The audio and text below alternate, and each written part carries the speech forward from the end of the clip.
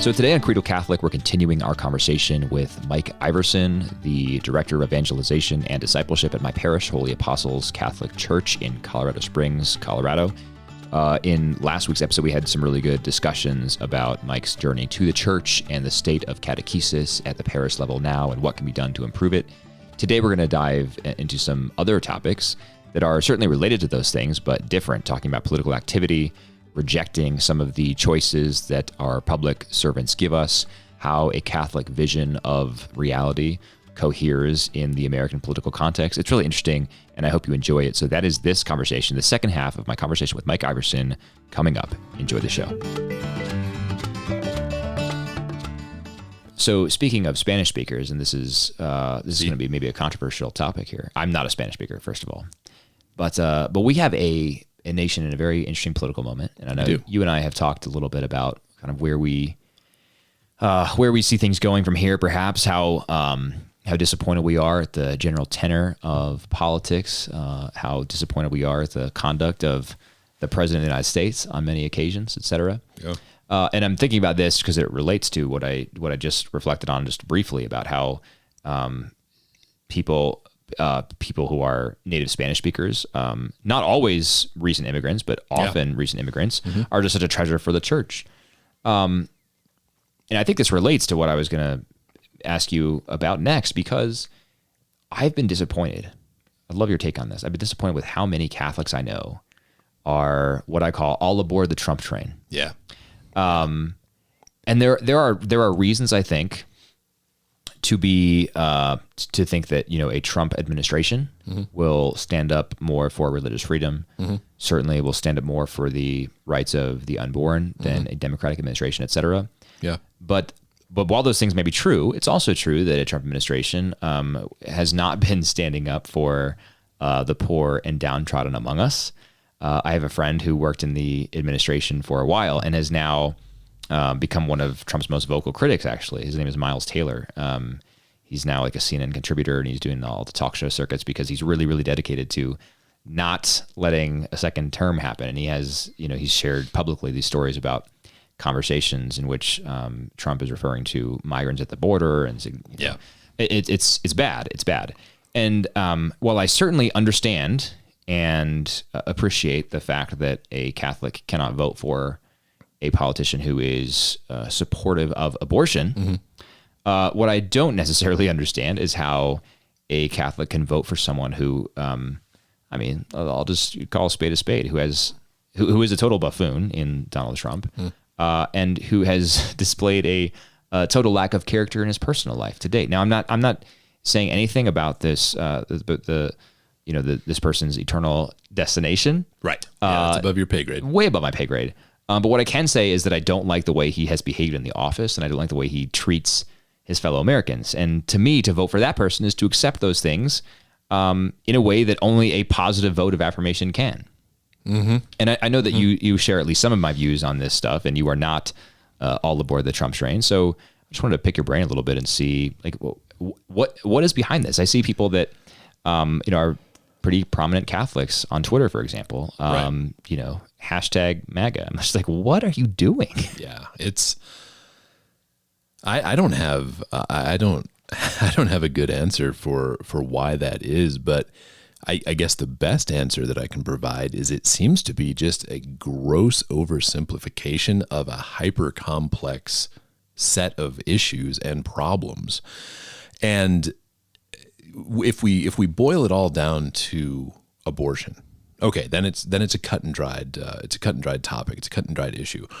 But then, it's affected us, the take on immigrants. It's affected us personally because our very good friends and my kids' godmothers, their two sisters, are both dreamers, and cool. They've been in and out of not knowing what they're these great, beautiful, well-educated late 20s young women who, through no fault of their own, immigrated to Western Washington illegally, and their whole future, their whole existence is in jeopardy because we're not sticking to what we said we were going to do. For example, with the DREAM Act, right? Yeah, it's sad.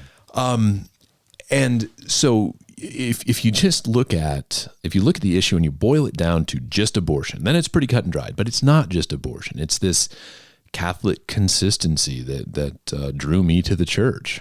It's this Catholic consistency that we always need to be looking at in what is charitable, what is right, what is just, what is beautiful. And I mean, right now you might agree. And I agree that some of the policy that's come out of the Trump administration is great. I think the Supreme Court, currently at least the Supreme Court Justice nominee, I like her. There's some good things, right? But I don't understand how you can be pro-policy and then but actually have eyes and ears and watch what Donald Trump does and says, not the fake news, but actually what comes out of his mouth, and say, "Oh, he's a good guy, and I wanna be on his side unreservedly." It is nonsensical to do that because he's not a good guy.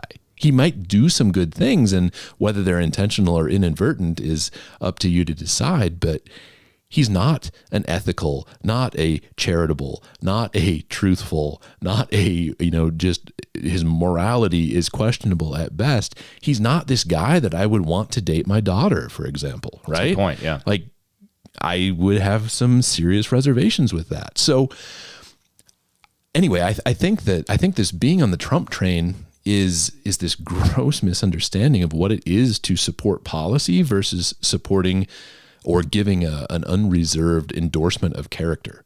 I think if you're giving an unreserved endorsement of character to any politician, you really need to think about that, because they didn't get to be professional politicians by being people of, generally, I'm generalizing, but by being people of super high morality, generally, because you can't really be a successful politician and not waffle on things, and sadly, not kind of play both sides of the aisle. So while I can understand voting for Trump because of the policy and because you're Catholic and because of the policy, particularly with abortion and pro-life and religious liberty, I can't even fathom how you could just give him your unreserved stamp of approval and say, he's my guy. Like, no, he might be the best that, in your estimation, he might be the best we have and he might be the best option, but he's still not, again, that guy that I want to, come over for dinner or date my daughter, right? No, that's absolutely right. I think, I know some people who are all aboard the Trump train, and explicit about that. And I know some people who are going to reluctantly vote for him. Yeah. Did the same thing in 2016, whatever, right? And now I've been up front. I mean, just the last episode of Credo Catholic was with Bishop Hying of Madison, Wisconsin, and he talked about his pastoral letter on the election. And I told him that I've already decided I'm not going to vote this time around. And I've taken flack from that from all sides, really. Mm-hmm. One of my favorite objections to that that I think is completely nonsensical is abstaining is the same thing as a vote for X. And you hear that from both sides, right? The Trump people say abstaining is the same thing as a vote for Biden. Right. And the Biden people say abstaining is the same thing as a vote for Trump. And that's just like mathematically not true. Yeah. So I reject that. But another one that I think is worth thinking about is you don't need a perfect candidate to vote for that candidate, right? And I think that's the implicit. I mean, I think everyone understands that, right? No one's perfect except for Jesus, and we're not voting for Jesus to be our president. So we already have a savior. Exactly. So you don't need a perfect candidate, right? And my response to that is true, but I need a good one. Right. I'm not going to cast a vote in the affirmative for a candidate who is not a good candidate, right? Mm-hmm. And interestingly, the person who pushed back on me on that point is a Biden voter, and because I was at this point saying like, I am not endorsing Biden. I was sharing something about Trump that was bad, and basically was saying like, this person is not a good person. Mm-hmm. And then I clarified and said, I'm also, by the way, not saying that I'm going to vote for Biden. To me, neither candidate is acceptable. And one of the many responses was, you don't need a perfect candidate, right? And so, to me, Biden's candidacy is disqualifying because of his abortion position. Mm-hmm. It's really that simple. And the example that I used with Bishop Hying last week, that I use with people when I'm trying to illustrate this is, I think of abortion as the greatest human rights issue of our time, full stop. Yeah. Mother Teresa would agree with you. Exactly. 60 million babies since Roe v. Wade. That is an unfathomably huge number. I mean, how big is Young Life? Roughly 2.5 million. Yeah. I mean, about 2.5. So, I mean, just compared to the number of babies killed by Roe v. Wade, this is like stunningly tragic and horrifying. Yeah, the defining human rights issue of our time. So let's go back now to the Civil War. What was the defining issue then? It was slavery, right? Mm-hmm. Would we ever look at a candidate and say, I agree with all this person's policy positions except for the fact that they are a slave owner, so I'm going to vote for them? No, we would never do that. Like, that would be they ridiculous. disagree. Yeah, exactly. Totally ridiculous. But now let's take it one step further, make it maybe a little bit more analogous. And, because Joe Biden says, I don't support abortion, but I support a woman's right to choose, right? Yeah. So now imagine you have a candidate and you're like, I agree with this person on all policy positions, except for the fact that they support the right to own slaves. Like, they personally are against slavery, but they support the right to own slaves. Right. But that's okay. I'll still vote for them. And you need to be free to make your own decision with your right or a decision to own slaves or not, right? Right, exactly. Yeah, exactly. Who am I? Right. Who am I to tell you can't own another person? Precisely. Now, so I think I use that, it is extreme, admittedly, but I use that to just illustrate the fact that there are disqualifying issues. There have to be disqualifying issues. And for me, abortion is one of those. So if you are a politician who supports even the freedom of someone to pursue abortion, that to me is disqualifying. So now we get back to the other question, right? I will not vote for Trump because, again, I don't need a perfect candidate, but I need a good candidate. Right. Trump, we don't need to we don't need to go on, but there are many, many examples that we could give each other about why Trump is not a good candidate. Right. My idea, here's this. Right now, the ballot box is set up so that you vote, you basically check the box for every candidate that you want, right? Mm-hmm. And so you have, at the top of the ballot, you have president, right? Republican, Democrat, depending on where you are, you might have a Libertarian on the ticket. You might have some other Ralph Nader. Sort, is he still running? I don't know. He's been running as long as I can remember. Exactly. And so you get one choice for each position, right? And so you can you fill in your little box with the candidate of your choice. What if, Mike? What if instead of that system, you had a system in which there was a yes or a no box for every candidate? So in my system here, I could walk into the ballot box. I'm exercising my civic freedom to vote, and I'm exercising it responsibly. And I'm able to say, no, I prefer not to have either of these candidates be my president of the United States. Thank you very much. And so the reason why this matters, right, is because these votes would get counted. Yeah.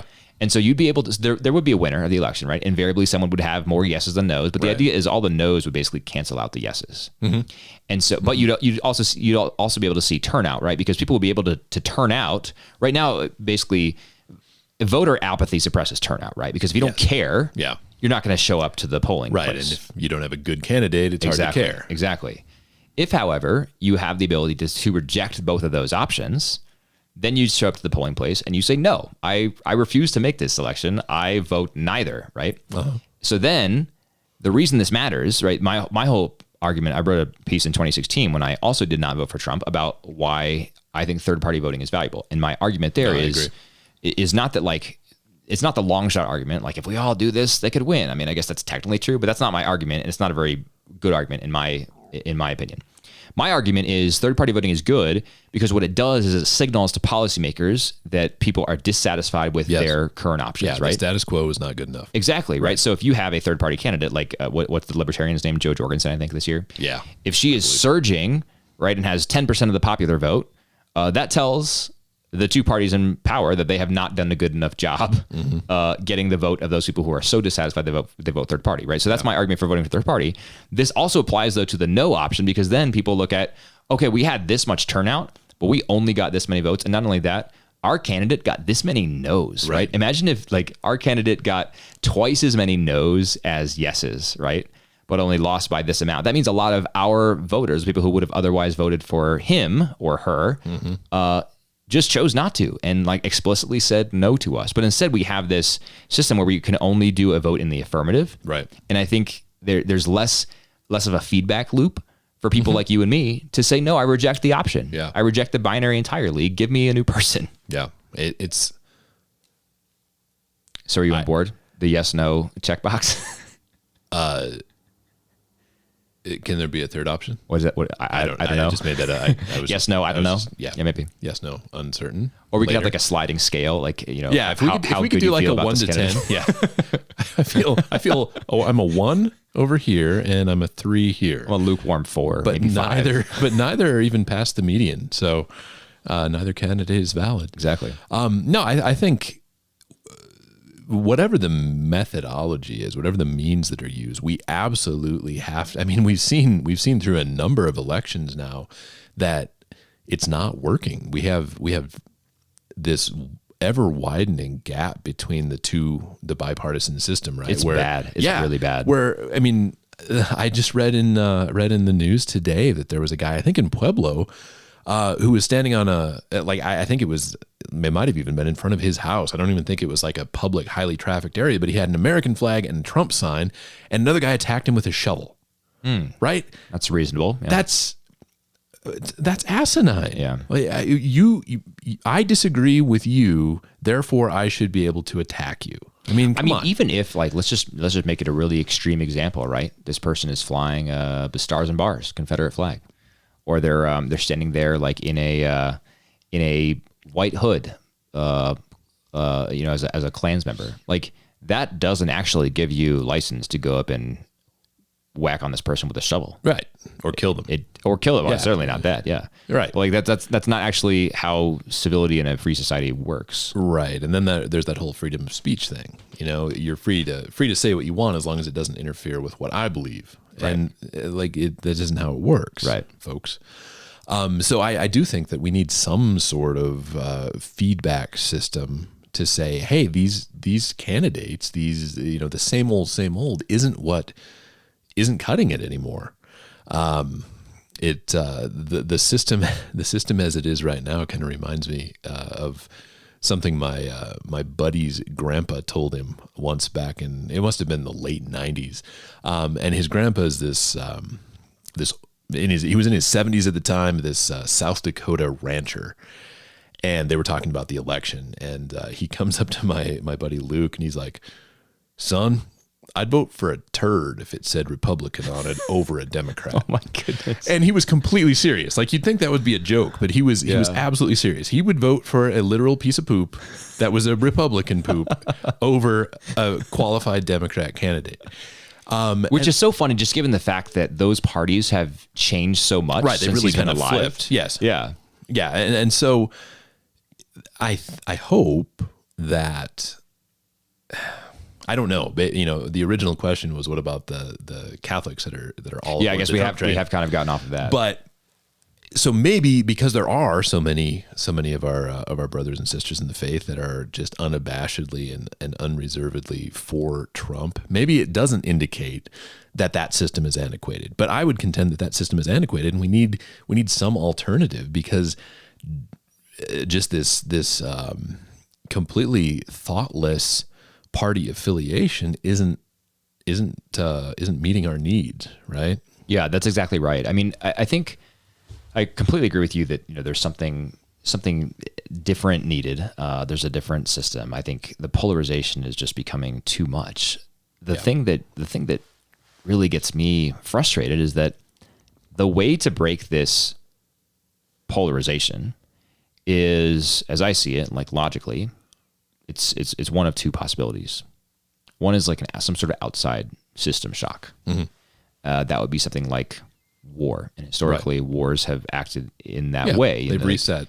Yeah, they reset. They galvanize popular sentiment towards one common goal. I mean, in like political science, this is externalizing the threat, right? So when the threat is externalized, people unite. And we can come together, right? Right. Like, so that's 9/11. Kind of that's the external shock. The other one's the internal shock, though, and that's more what I'm getting at with this feedback loop. And that's like the populace coming together and saying, like, no, we reject this. And the reason why it hurts me so much to see Catholics buying into this polarization. And to be clear, I mean, I think the most egregious examples that I can think of off the top of my head are Trump trained people. Mm-hmm. I can also think of Catholic friends of mine who are like, how can anyone who is a human being ever possibly vote for Trump? And the only thing of conscience is a Biden vote.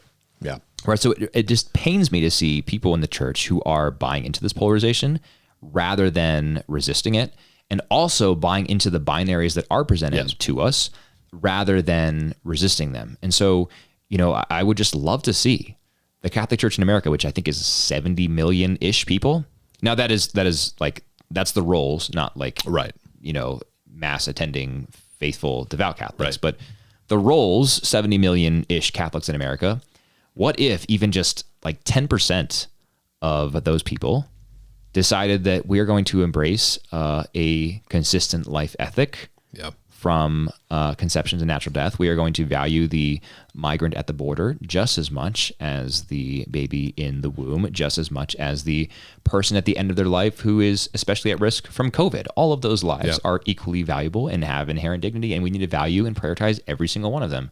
What if we had that kind of approach to politics rather than just accepting the sort of the false binaries with which we are presented? Because I think what ends up happening is we become sort of just unwitting pawns, right? So we become sort of tools of the various parties and the political machinations that are already at work here, rather than saying, no, there is a better way. There is a better way to live out our gospel values, and we have to sometimes reject the ways of this world in order to do that. Yeah, I mean, so what would that be? 7 million or so people? Sure, saying, which I guess is not that many, but 7 million's a lot, right? I mean, it's greater than the population of a lot of the Western states. True. Yeah. So it would I think have a significant impact, if not immediately, but in time as it grew. I think it would be a great option for those of us who, as you said, are either pawns or being forced to be pawns in the system, or conscientious objectors. Exactly. We'd actually have a viable option rather than just settling for the lesser of two evils, right? Yeah. I mean, personally, since I started voting, so for 23 years now, I vote the issues as best I can. So rather than endorsing a particular candidate, I look at where they stand on various issues, and a lot of times that takes them on both sides of the party line. Yeah. So are you saying you've never voted for a turd that was labeled Republican? I've never voted for a turd. Okay. In my knowledge, Republican or Democrat or Libertarian. In fact, I don't recall ever doing that. Yeah, it's solid. Well, I mean, sometimes it's solid. Sometimes it's loose. Depends on what party affiliation said turd has. But we got to do something. And again, back to the original point, it's not good enough to just align yourself hook, line, and sinker with a candidate who to not be an ethical, good guy in this case, on either side. Yeah. Neither of them are good guys, and creating this little false narrative that's based on your own cognitive dissonance about how great this person really is, and you just don't know him well enough, to really decide. That doesn't do anybody any good. Right. I mean, that may make you feel a little bit better, but it's not solving any of the issues. And we've got to look at the issues, and it's going to be uncomfortable. It is uncomfortable if you're truly wrestling, because that's what it is. You have to wrestle with these issues and wrestle with this process and wrestle with this system, and then think, okay, what can I do about it? That's right. And it's certainly not, lighting your neighbor's house on fire, or going and standing in the middle of I-25 and blocking traffic, attacking someone with a shovel. Yeah, attacking someone with a shovel. You don't do any of those things, because those are stupid, and they're destructive, and they're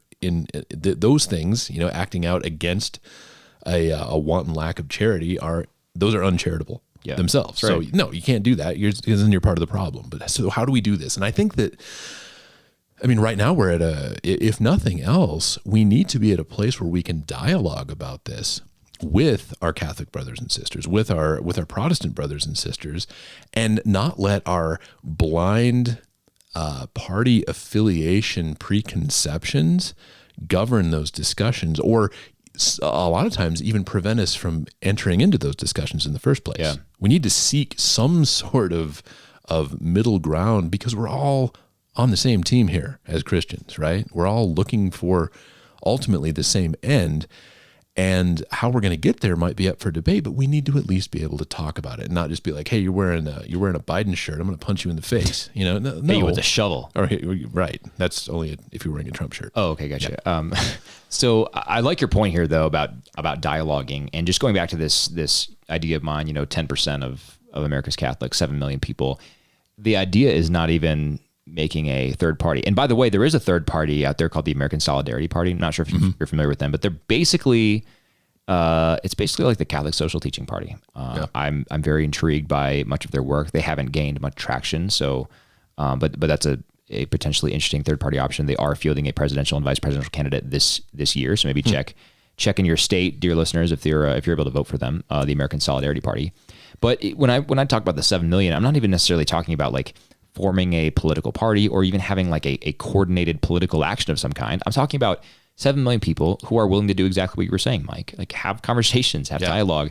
I'm really big on down ballot voting, right? So I don't mean like going down along party lines. I mean like voting at the bottom of the ballot for your school board and your city mayor and your, sheriff, local judge, whatever. Your representatives, those people in your neighborhood. Right, exactly.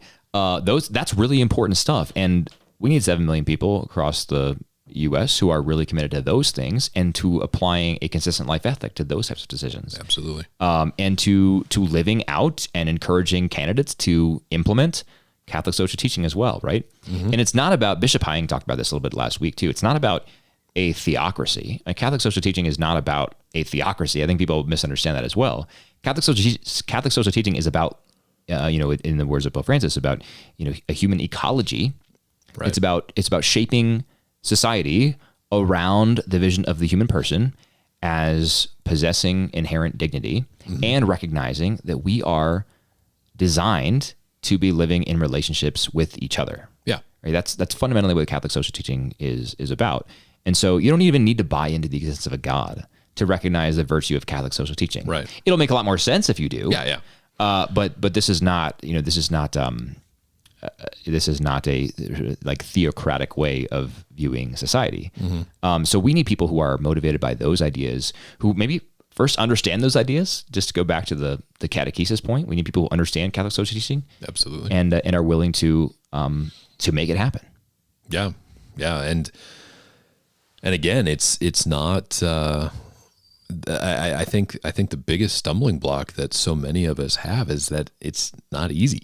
There isn't a binary choice. There isn't just a simple, unnuanced option with this. These topics and these issues, such as Catholic social teaching, they're comprehensive. They deal with life from conception to the end, to natural end of life, and everything in between. And when we strive to understand the consistency and the sensibility and the logic and just the fact that it's good within Catholic social teaching, when we strive to understand that, it not only preserves the unborn and the immigrants and the poor and needy, the single mom who's working 2 jobs at Walmart and McDonald's and still can't feed her kids all the time. Not only does it help those people, but it triggers within us that internal censor, our internal governor that keeps us from hitting our neighbor with a shovel when he's wearing a Trump shirt. It's a good governor, yeah. I mean, come on.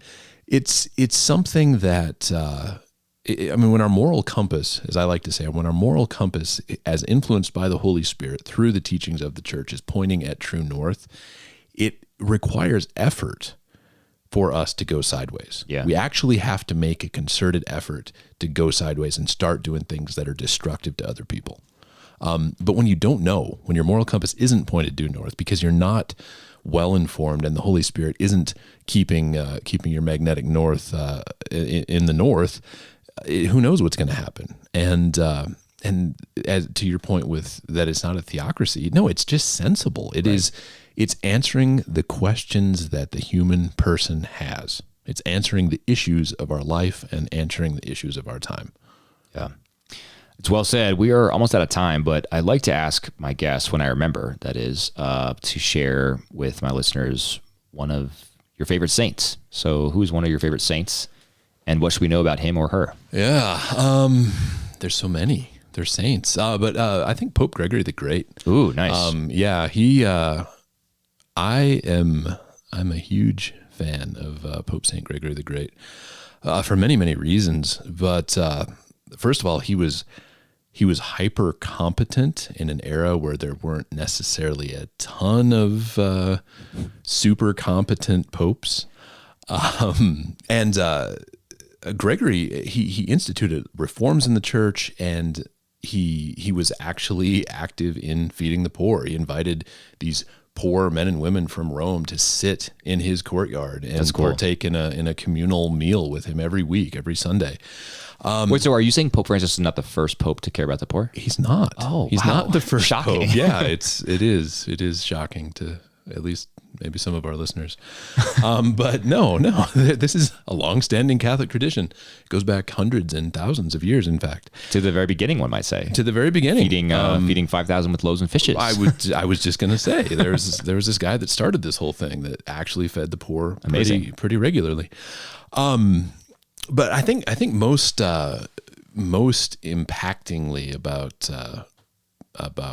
Pope Saint Gregory the Great is his missional attitude. When he heard about these crazy blue-faced Picts up in the British Isles, he said, "Oh, we need to tell them about God. We need to evangelize them." Of course, yeah. So. And there's a number of different stories, but one is that he actually had a vision because they were the Angle people, A-N-G-E-L, and A-N-G-L-E, sorry, A-N-G-L-E people, the Angles. Not the angels. Not the angels. Well, and that's where I went wrong, is the story goes that he had a vision that God actually came to him and said, "They're not Angles, they're angels." Oh, wow. And there we go. There was my Freudian slip there. Yeah. You gave the game away. I did. I know. Ruined the punchline. Dang it. I'm terrible with jokes too. You shouldn't see me do stand up. It's terrible, abysmal, if you will. So he sent missionaries to the British Isles, and they got about halfway across Gaul, and they freaked out, and they came back to Rome and said, "We can't make it there because they're even worse than the people in Gaul, and these people in Gaul are these." I mean, the Picts were pretty aggressive. They were. Folks. They were fierce warriors. Yeah, they weren't super mellow. I mean, they were called Picts because they were tattooed. They had tattoos all over their bodies. I mean, literally, these guys were hardcore. Yeah, they weren't messing around. Yeah, and they're worshiping trees, and I don't know if they were, as one does. Yeah, right. When you don't know Jesus. Right. Well, and you live in a highly forested area. These things must be powerful. They're everywhere. So the missionaries come back to Rome, and instead of saying, "Oh yeah, that sounds like a good point. Maybe we should rethink this," he said, "Absolutely not. Get your butt back up there."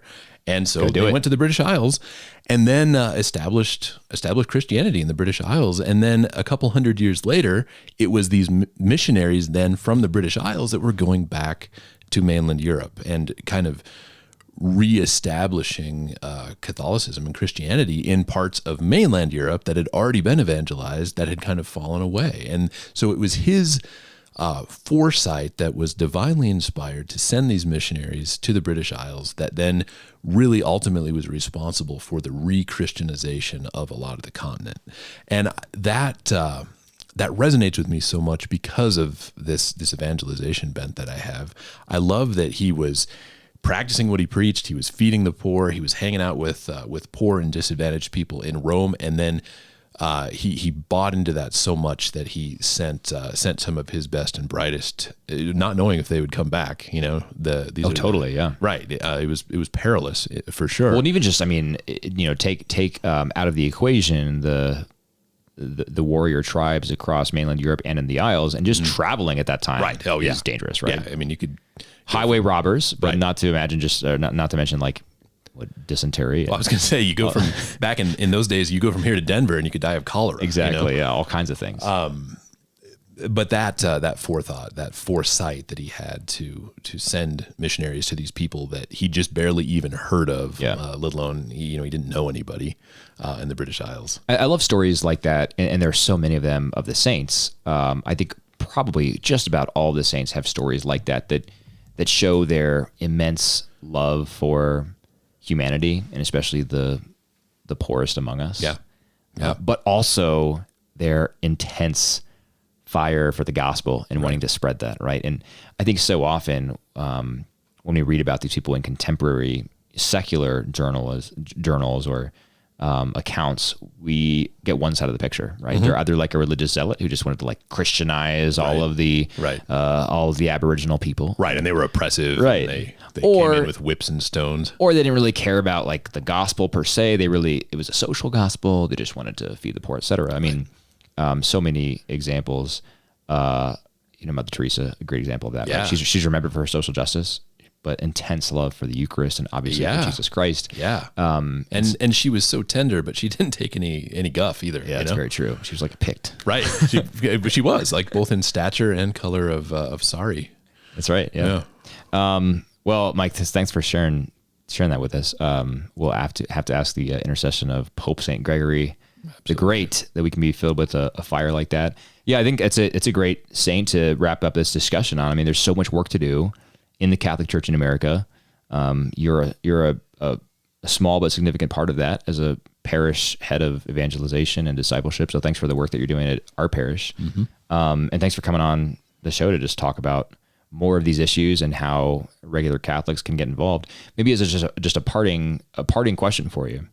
To listeners who are listening to this and thinking, I need to get more involved in faith formation, what's your advice? Is it as simple as talk to the DRE, the Director of Formation and Education at your parish? Yeah, and there are, in each parish there's going to be a different structure of parish staff and clergy. But yeah, I would say talk to your pastor, talk to your parochial vicar if you have one, and then have a conversation, start a conversation, get a dialogue going with the Director of Religious Education or whatever that person is called. And one thing that I would say that I think is very important is if you don't get the answer you're looking for from one of those people, then ask someone else. Don't just be discouraged, because not all parishes are perfect. No parishes are perfect, in fact. So you might have somebody who isn't super engaging and super outgoing, and that's just how they are. But that doesn't mean that that's how religious education needs to be. Yeah. And if your parish if it's lackluster, let's say, then supplement it yourself. Take that impetus to. Some of the, here locally in the Front Range of Colorado, we have so many great resources that are just right here on our doorstep, like the Augustine Institute and the Formed platform that you can get on your computer or on your smart TV or whatever. There's so many great Catholic resources that you don't even have to wait to start learning with your parish program. Absolutely, obviously, you want to do that because you want that community and that true Catholic approach to education. But you can start learning on your own, and you don't have to, like, there's no pre-knowledge that you need to have before you start learning. Just think of something that interests you, and then start diving into that, because it's so rich, again, and it's so deep, and there's so much to learn in Catholicism that you can never exhaust it. So if you like astrophysics, look at Catholic astrophysics or physicists. There we go. There's so many different topics that you can look into that are Catholic. Yeah. Find something that interests you and go for it, and discover who Christ is and who God is more fully on the way. And if I can recommend a resource, this is a non-sponsored podcast, but the Augustine Institute's Symbolon series. Yeah. Which I know you, Mike, use for RCIA at our parish. Obviously supplement with other things, but it's a great overview of the basics of the faith. And so if you're thinking that, as maybe you're a parent listening to this and you want to help your kids understand more of the faith, that might be something that you can watch together as a family. I think they're 45-minute episodes. Yeah, roughly. You can, watch 20 of them. Watch one a week or something like that, right? And half a year in, you've got a really good education as a family on the Catholic faith. So that might be a good resource. Most parishes have a membership to Formed. And so you can go on there and just, you plug in your parish. They changed the login, so it's easier now. You just plug in your parish and then you're off and running and can check out those. So Symbolon, it's literally how it sounds. Symbol on, one word. I think it's Symbolon, the Faith Explained. It is, yes. So I'd Catholic recommend, Faith Explained. Okay, the Catholic Faith Explained, Symbolon. So I'd recommend that as a resource.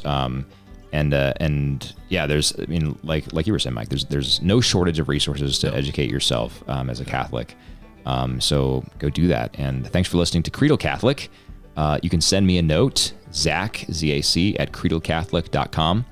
I want to thank Mike for your time tonight, Mike. To listeners, if you have any questions for Mike and want me to get in touch with him, you can email me at that email address, Zach at creedalcatholic.com, and I'll be happy to forward that on to Mike, and he can respond to you that way. Yeah, and I'd love to do that. So don't hesitate to reach out. Thanks for having me here, Zach. For sure. No, we'll do it again soon. Didn't get to my question about pipe smoking for you, so we'll save that for next time. Yeah, there's a hook for the next time. Exactly. Yeah. So stick around.